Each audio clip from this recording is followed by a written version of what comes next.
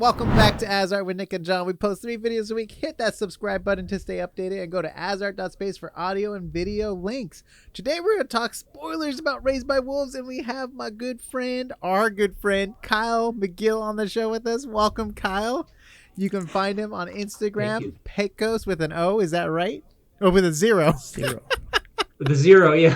With a 0. I got it right. No, I didn't. Anyways, we're going to go deep into theories for season 2 and also some cool spoiler stuff. So you've been warned. If you haven't seen it, go to HBO Max. There's so many good shows there. Me, John, Cal, we really like HBO Max and what they're doing with their original shows and stuff like that.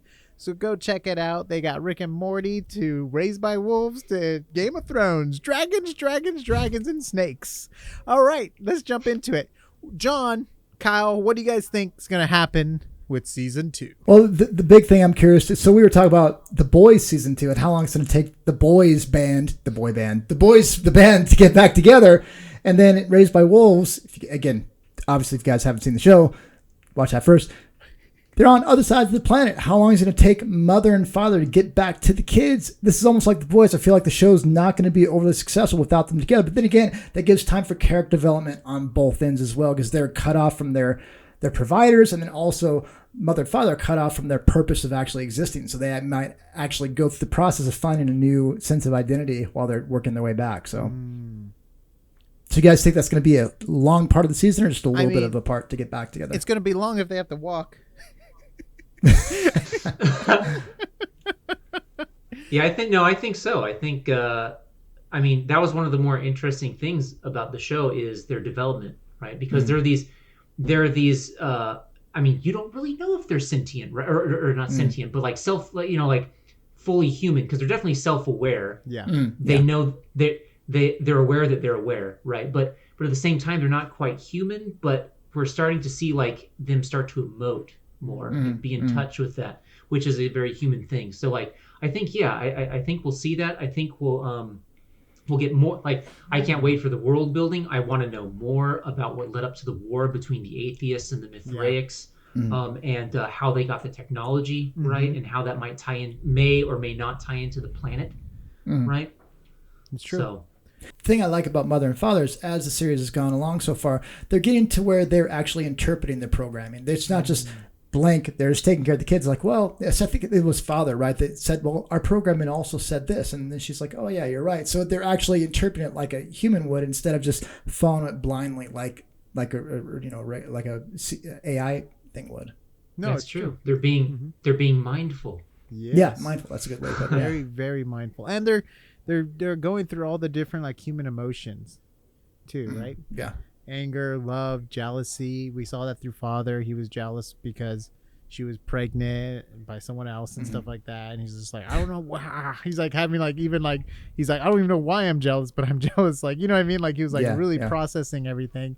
So Mother lost a lot of milk or blood or whatever is in her that's white. I don't know. Is that blood? I don't know what that is. That just I think it's blood. Android blood. Yeah. Android blood. Yeah. So she lost a lot of it, and we saw the snake feeding on her, and now it's giant. I doubt if it got giant from feeding on her. It must have been going through the core. I think maybe they even jumped through time or something like that. So they might be back in time, or who knows when they are, because what if they go back in time and that's the skeleton we see? Anyways, I'm not gonna even get there right now, but that's just like confusing me just thinking about time stuff, because what if no they can't be the hooded people. Anyways, I'm just like breaking this down as I'm talking, which is always bad. Always bad. But okay, they have to find a way to get back to Campion, right? And at the end of the season, it almost made it look like Campion was in this role of leadership, which kind of pissed me off, because I don't think he earned any leadership role at all like throughout the season. And like they even had the shot where everyone like looked towards him like, tell us what to do, master. Like, it's like, what? Like, wait, what? Who put him in charge? You know what I mean? Like, oh man, he's hearing the voices. He's in charge. No, clearly. no. Yeah. Campion has not heard the voices though. Oh, he hasn't. I thought he was hearing them at the very end. No. Campion's innocent. That's the other boy that's hearing. That's Paul. Hearing the voices. That's Paul. That's right. Yeah. Paul. And then like the story of Romulus, right? It's like the two brothers, which I think is Campion and Paul. and obviously one kills the other, right, to lead. So I'm curious if that's going to be their storyline, where like they're developing atheism and their whatever Mithraic belief again, but in a smaller section. But maybe they're going to be the two leaders, and one has to kill the other, kind of thing. I don't know. I know, yeah. It borrowing from mythology, that would seem like a solid choice, because I mean, there's nothing wrong borrowing from things that work, especially with mythology, hero's journey, things like that. But it just also gives you a solid base for a lot of seasons of entertainment too. You're establishing these characters very early on. You're seeing them go through their arc of going from children to being leaders and things like that. And if there's a season in between, for filming and doing visual effects of every season, and this goes on 6 or 7 seasons, that's 14 years or however long it takes them to film and then space it out. So that could be a solid way to go through things. I can just feel it. So kind of thinking about Paul and Campion killing each other. I mean, we also know that there's a prophecy, right? That an orphan will be sort of like the chosen one. And right now we actually have 3 orphans on the playing field. Yes. So I think that season 2 might narrow that down, or at least start to maybe. It's true. Because we have Marcus, we have Paul, and we have Campion. Because they're all 3 of them. That's why kind of Marcus is also going off the deep end. He thinks he's the chosen one. Yeah. But dude, they can easily do Cain and Abel with their story too. Like if they're going with the Bible, where they get kicked out of Garden of Eden or whatever, the snake, mother and father's Adam and Eve. The next story is going to be their 2 sons fighting, and one's jealous. Maybe Campion's going to start. Or we kind of already saw this, right? Wasn't Campion jealous of Paul, like how quick he was able to learn and stuff? And she's like, "Oh, you're super smart and all that stuff." He's like, "Argh!" But it's like, dude, wait a minute. Paul is actually like 20 years old, because weren't they like? Their brains were still working for like 11 years or something while they were in the pod. That's right. So he's at a mindset of all these guys are like adults basically with their mind, because their mind has been working for X amount of years through space still. So I totally forgot about that. Yeah, that's right. So they're like baby geniuses. I mean, they haven't given a whole lot of screen time to that thought, but the assumption is, all right, if you were just living your life, whether it was physical or not, for all that period of time, unless you ran into the limitations of the simulation you're in, you should have been able to learn that whole time. So, I mean, clearly the mother and father, Paul's mother and father, that aren't really the mother and father, they developed a relationship during that period of time, because they have a much more, up until he shot his mom. But, they definitely developed a relationship during that period of time. So, yeah. Yeah, I mean, they really got to know each other. You know what I mean? Like, and they were really close. So I'm curious. I'm curious if that's ever going to come to play, or if that's just like something they're just going to write off. Yeah, I think they might just write it off. So you also you've actually kind of brought to light, there's a lot of intersectionality of different like sort of religions and mythos narratives, right? Mm-hmm. I almost want to throw in the mix. I think that Paul's name is intentional.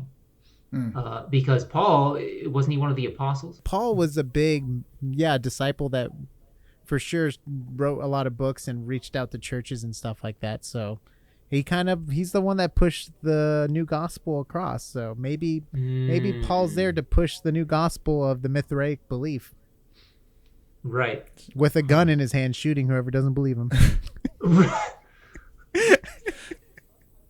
But technically, though, with a Mithraic belief, he's considered unclean now because he's killed. Remember how like there was like a priest that said, "Oh, I can't kill anyone because I'm a priest or whatever. Blood can't be spilt on my hands." So he technically has blood spilt on his hands now. So I don't know if the Mithraic come back or if the belief comes on, unless obviously rules change and really history writes itself kind of thing, where he can write his way in or whatever. But. And unless he kills all the witnesses like Hunter, Temptress, and... Oh, funny. So I was curious to ask you guys, Nick kind of hinted about it a little bit earlier. So we have the snake leech thing, which obviously was a big oddity to a lot of people watching the show, and how you received it was, up to the particular audience member. But did you think that it getting that big that quickly? I mean, it didn't really have a food source. It got the android blood or whatever for that period of time. Do you think just as a story arc, they wanted to be able to shock you at how big it got so quickly? Like, I almost thought it would have been better if you just see it as a little teeny tiny snake that it was already pretty big. Then you don't see it until partially through next season, and then it's gotten way bigger as a shock thing. But as it is now, in the matter of 2 days, it would be the size of the planet at the rate it's going. So that doesn't really make sense. Do you think they did that on purpose to show what it can grow? Do you think they just wanted a big shocker for the end of the season? Like, what do you think? Why they made that decision to make it so big so quick? I almost want to say maybe that's a part of its biology. Because we don't know about that. We've as Nick pointed out earlier, we've seen how big they can get from their skeletons. Yeah, and the holes in the ground that they burrowed through, right? It's true. Right. So who knows? That might be something just endemic about their growth period, perhaps. Because we know that. Yeah. Go ahead. Because we know that there are plenty of animals on Earth that have relatively short growth cycles, and they can go from a little bitty itty bitty thing to relatively big, right? Yeah. When compared to other animals. Maybe that's why the tunnels are there. Maybe the snakes get supercharged going through the core. Maybe they to go through the different parts of the plant. Radiation. Or what if they shrunk? Just kidding. No. What if the ship shrunk and the snake stayed the same size? No, I'm just kidding. I just like the idea. Yeah. Well, I just like the idea. I don't know if you guys have ever read the book Dune or seen the movie Dune. They're remaking it. The guy who directed Blade Runner 2049 is directing a new version of it that's coming out next year, I think. So that's kind of exciting. I'm excited. But I like the idea of these huge, like sand beasts or whatever in Dune, and then you have the sandworms, and then in this you have these huge snake beings that you haven't really seen full grown. We're assuming we're getting a look at that now. I like the idea of this is this ancient thing that's not real around anymore, and it's coming back around in this, particular story we're hearing. I like the idea of that, but if it's going to get that big that quick, to me, it doesn't have that same impact of these things that existed that were so, mammoth. But at the same time, I have obviously no idea what direction it's going to go, so it's going to be kind of interesting. Yeah, that's interesting because if you go on the Dune angle, right? Shai Hulud, the giant worms, right? They have this symbiotic relationship with the planet in a way, especially with how they create the spice melange, right? So like, I'm almost, I'd almost venture a guess that the reason why we've only seen one snake so far like this is that whatever their food source is has been very scarce. And they've been in stasis. So that's why we only see one, is because there's only enough source for maybe one or a couple right now. And so Nick is of the thought that that's the voice that we're hearing. I don't know. Like, do you think that's what the voice is the snake? Or do you think it's some other presence or power or whatever? The snake could be his minion. Right. The snake could be like an apparatus of whatever that consciousness is. I want to say that just because I don't think we've been given an example yet in the show where the snake is directly taught. Like, we see that the snake is directly sort of like telepathically communicating with someone. Well, what happened with Mother? Because Mother would told Father, we have to get the snake out of here because it's going to want blood after it's done with me, right? So I don't know how she figured that out, or if she just assumed that blood was next because because she started feeding on blood. Remember that? Yeah. And that was feeding the snake and stuff. Yeah. Do you think because of the blood that went into the snake, you think that has anything to do to it? Because the blood that went into it was the Monty Python Black Knight rapist dude. That's exactly what I call him too. You can't explain him any other way. He's the Black Knight on another planet. That's really what it is. But none shall pass. Do you think because his blood entered the stream that might even have an effect on his consciousness going into the snake? I don't know. I was just trying to think because that's the only blood the snake had.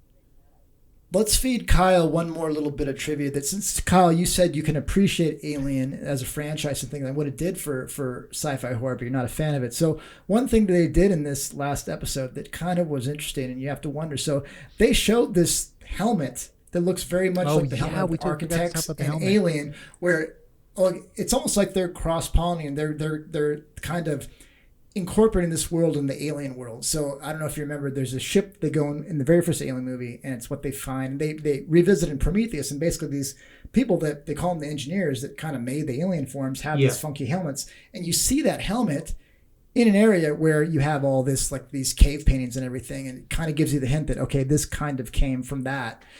And if that's the case, in Prometheus, you see a very similar looking snake creature than what you saw, this, this flying thing at the end of Raised by Wolves. And if that's the case, at least in the alien mythos or world building, the alien takes on whatever blood or DNA it's been exposed to. So if it bursts out of a cow, like in one version of Alien 3, then it has more like cow-like features. Where if it bursts out of a dog, which in another cut of it, it has more dog-like. And so in that regard, the blood that it drank and the kind of thing it gestated in actually affects what it looks like. So I don't know if they're going that route, but they definitely threw that out there as a possibility, because I mean, they wouldn't put something that resembles that in there. They just so happens to be a Ridley Scott IP, or creation in that same kind of section. You're thinking that maybe it might be a tie-in to the Alien universe.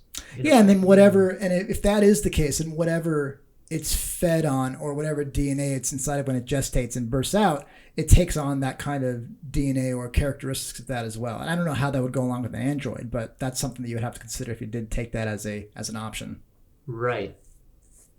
I like that.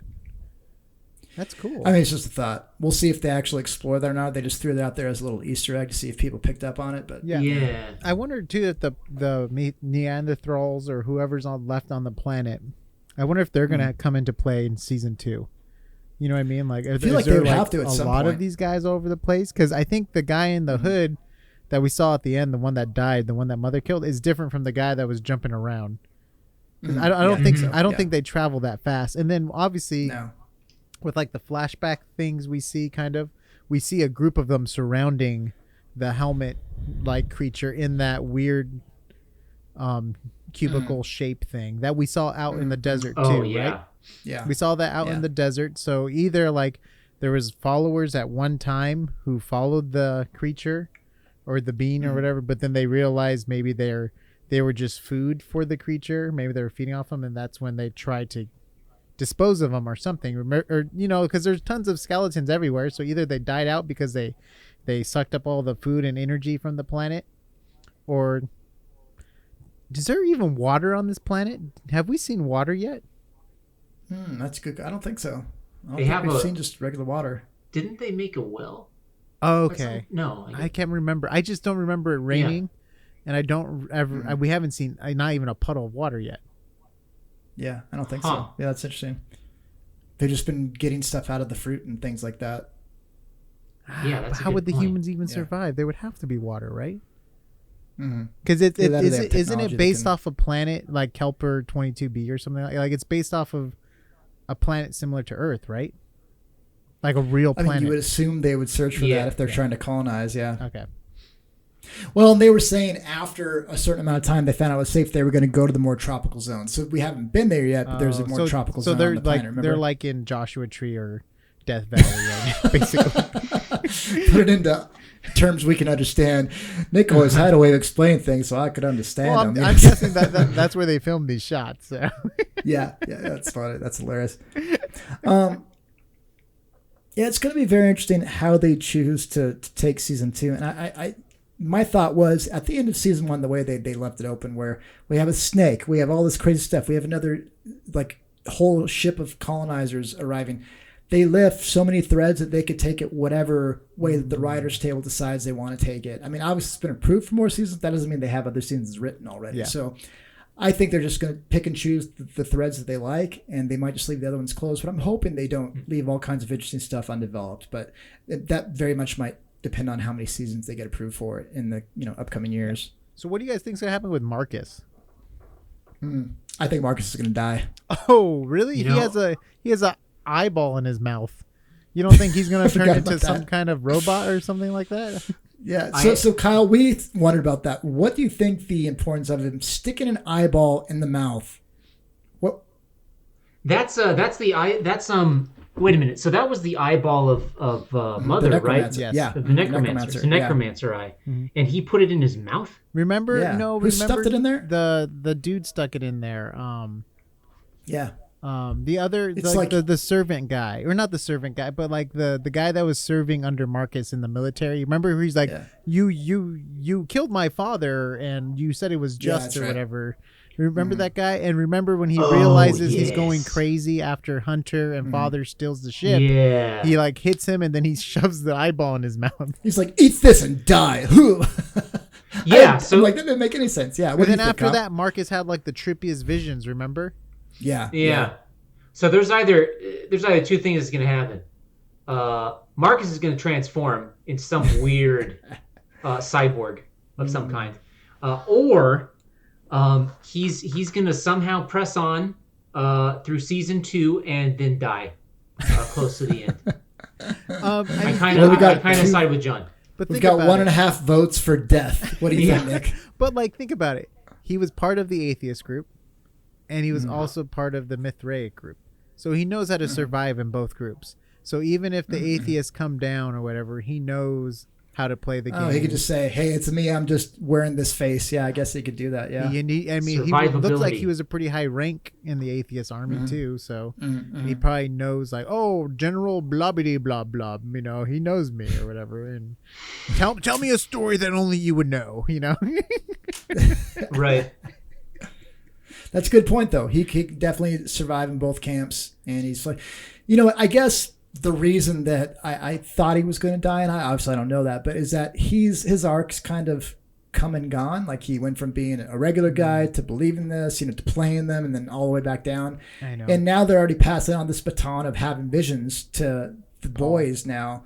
Yeah, so I feel like he had such a good character too. I loved how smart he was. He trailed off very quickly. Oh man! So my wife Kate had major problems with the season after it got halfway point. She's like, it just got getting worse and worse. She's like, what the hell happened to Marcus? She's like, what the hell? Yeah, she got really upset. But yeah, that's kind of, he seemed like he's a character that's going to be ultra important and just somebody you could really relate to, and they just kind of fell off. I don't know. Yeah. This could be his low point. Who knows? He True. He could come back somehow. But let's also remember he started seeing the visions under the skull, right? Mm-hmm. And there's stuff that happens around the skull too all the time. Like you notice whenever the skull's there, like the I'm talking about the snake skull. Whenever they're there, like stuff happens, and it's just like very interesting that even like the bones could have effects on maybe the way you can start communicating with this higher power or something like that too. So, because think about it too, like he was in a cave when he started hearing the voice too, and Marcus was in Paul was in the same cave when he could kind of start hearing the voice when he started to burn the cards and stuff too.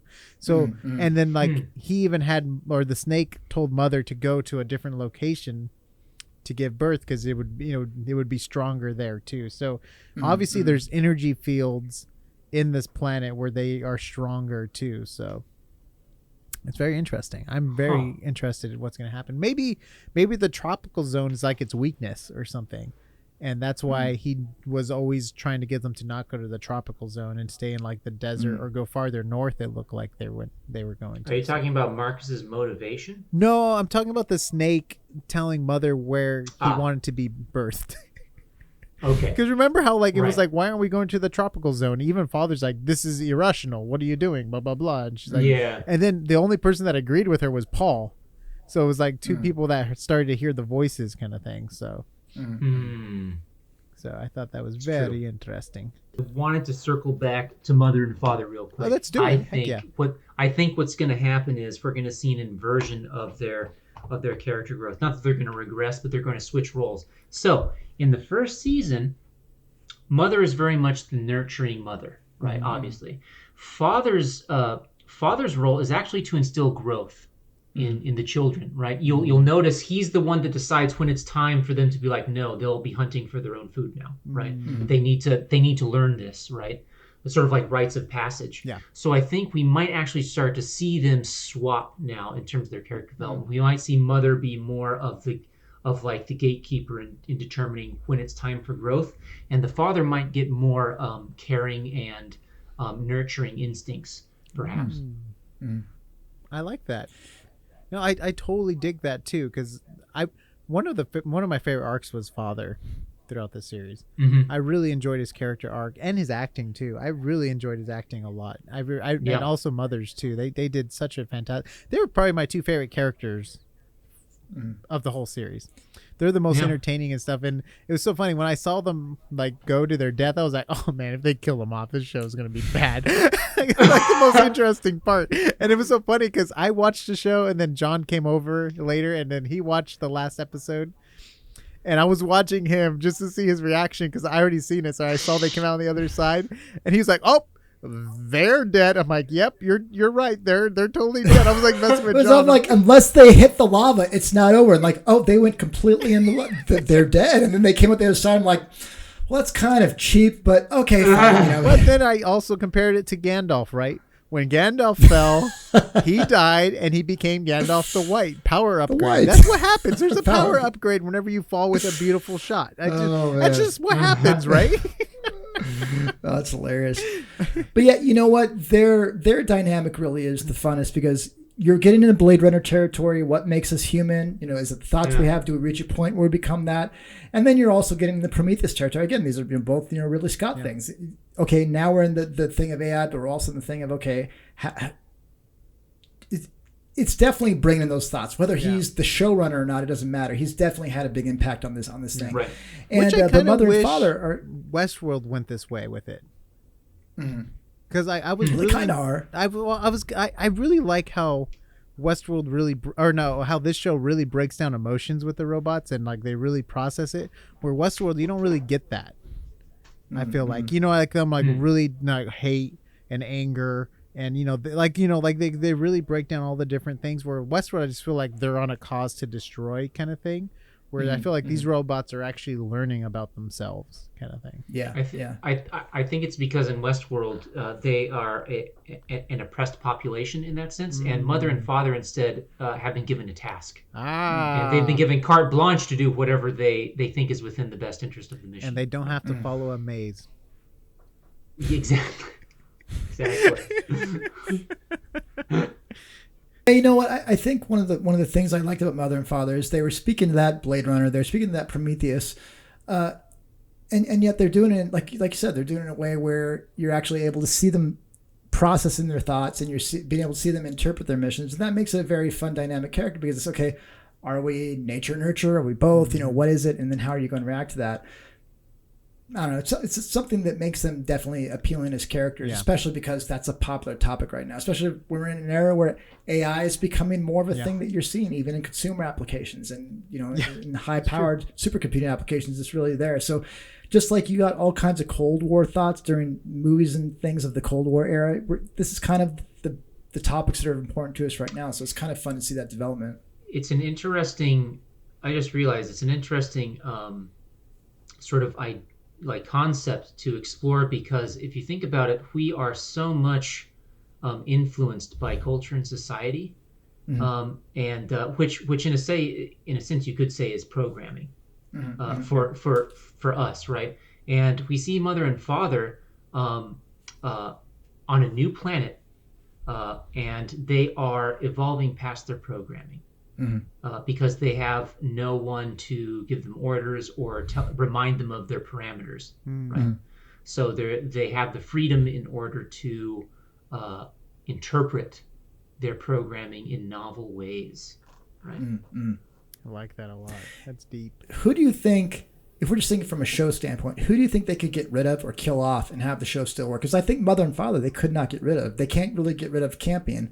Paul could go either way, but he's become an important character. Marcus, they could maybe get rid of, but he's a big thing. Who do you think they could kill off, or do you think they will kill off and still have serve the purpose, but still have the show be strong? I think Paul, because I think if you kill off Paul, that's more of a motivating factor for Marcus and Sue. And that goes along the Cain and Abel thing, the Romulus thing, right? That goes along those sides perfectly. Because then it's like, what are they going to do now that they don't have a responsibility to Paul? Because they felt like they had a responsibility to save Paul, and they really felt like it was his child. And, but like they also killed his parents and took their parents' body kind of thing. So like, you know what I mean? Like I think that's going to be a very interesting dynamic to see in the next season. What's the name of the cute little Asian girl that is like the youngest sister of the group? You have Tempest, but I know who you're talking about. Yeah, she could be killed off, but she could be used as a no. But here's the thing: Kill off the little Asian, says Kyle. Oh man, no. Just like not that she would be killed wantonly, but that like her death would be an impetus for something crazy to happen, or like to promote something to happen to some of the characters, right? Because she's so adorable, right? So. So that's the thing. And then you also have the other girl too that was really into the religion, right? Oh, yeah. Right. Yes. That was constantly praying and stuff. But then you also have Tempest who's pregnant, which wasn't even addressed at all. So, I mean, that's going to be an interesting story and hurdle to do too. You know what I mean? Like having a baby. And then the only person, I guess Sue never had a baby or a kid. So I don't know if she's like, knows how to raise a child. The only one that's programmed to raise a child is Mother. Wait a minute. Oh my God. Okay. Was that guy that raped Tempest? The voices told him to do it, right? Yeah. I think so. Yep. What if the baby she has is another snake? Or the prophecy, because he's gonna, if something happens where he's an orphan. Right. There's definitely options there. What they want to happen with the show is what's happening right now. We're having discussions about it. It's supposed to be something you get in a group and you talk about. So in that regard, they're working the show very, very good. I just hope that they close up all the loops. All right, guys. So hopefully you enjoyed going a deep dive with me, Nick, and Kyle. Check out Kyle's Instagram. We'll pop it up in the description here. And check out AsArt.space for the audio and video links. And we'll see you on the next AsArt. Good job, John.